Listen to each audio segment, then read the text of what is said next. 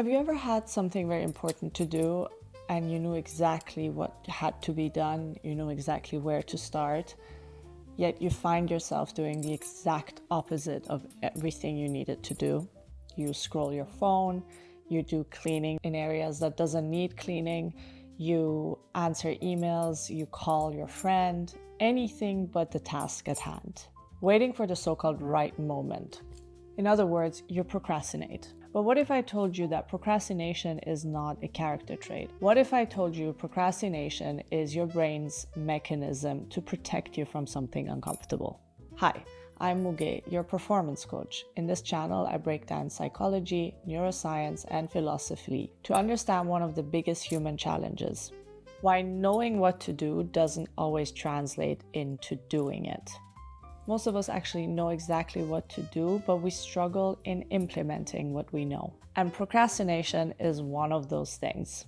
For long, people thought procrastination had to do with laziness, poor time management, lack of discipline, weak motivation. And the solution was just to work harder, just get it done. But research points out to a much more complicated picture. Psychologists who have worked on procrastinations, including Tim Pychyl and Fushia Syrois, have suggested that procrastination has to do more with emotion regulation. In other words, we don't procrastinate because we don't want the outcome we're thinking. We procrastinate because starting the tasks creates an uncomfortable emotion. Maybe it's anxiety, maybe it's fear, maybe it's uncertainty. Maybe it's that our performance will not meet our expectations, or even worse, other people's expectations. So the brain chooses something far more comfortable. It hesitates, it avoids. Imagine the scenario where you have an important presentation tomorrow. You know you need to sit down and do the work. But when you want to start, your tensions rise. You feel anxious. What if it is a lot more work than I need to do? What if there are areas I'm not prepared for? What if they judge me? These emotional discomforts create a threat response, and your brain's task isn't always to make you achieve better, it's to keep you safe. So when you start sitting down and trying to do the work, you start scrolling, you start looking at videos, you clean up your desk, and then you tell yourself, I'm going to start in 20 minutes. And as soon as you say that, it creates a feeling of relief.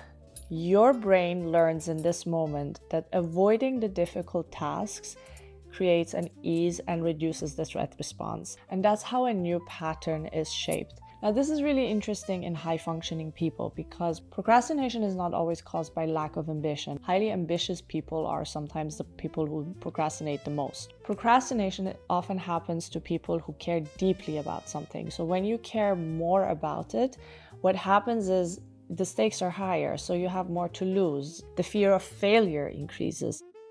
The threat response is bigger. In high-functioning and highly ambitious people, procrastination becomes a protection mechanism for them. And I see that a lot with my clients, especially when it comes to career, when you have to network with people, when you're shifting careers or in a professional environment. Your fear of not meeting people's expectations because it's uncertain territory becomes so high that it prevents a lot of them to do the thing they need to do, which means to network, to reach out to people, to apply for the job, etc. So they procrastinate because the stakes are higher for them. The interesting thing is, when we do that, we also prevent ourselves from growth. Growth and procrastination are kind of enemies of each other. Procrastination keeps us comfortable, which means we remain in our comfort zone. And we tend to procrastinate as soon as we become uncomfortable or when something becomes uncertain. That's exactly the area you need to be in order to grow. So if procrastination is connected to emotions, then just simply telling yourself, oh, just be more disciplined, just get it done, will probably not work. A better approach might be to be a bit more curious about it. What do I mean by that? It means 1, identify the emotion behind the avoidance. Ask yourself, what am I actually feeling? Fear, boredom, challenge? What is the emotion that comes up when I feel like I want to procrastinate? Because it's not the task at hand that is the problem. It's the emotion that causes the problem. Number 2, Reduce the threat. Your brain's mechanism is your brain's mechanism. If it sees a threat, it sees a threat. You have to trick the brain into thinking there is no threat. How do you do it? You reduce it. How?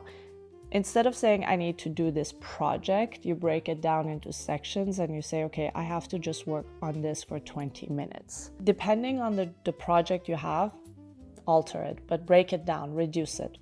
Thirdly, you have to separate the identity to the outcome. Now, this is a lot easier said than it's done, because once we identify with something, it becomes a lot more difficult to just be like, oh yeah, that's not my identity, I don't care. But you have to constantly repeat to yourself that a difficult task doesn't mean that you're incapable.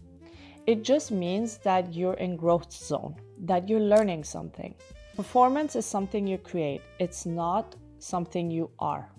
Repeat this to yourself every time you feel the challenge. Every time you think, oh my God, I'm gonna fail. This is my entire identity.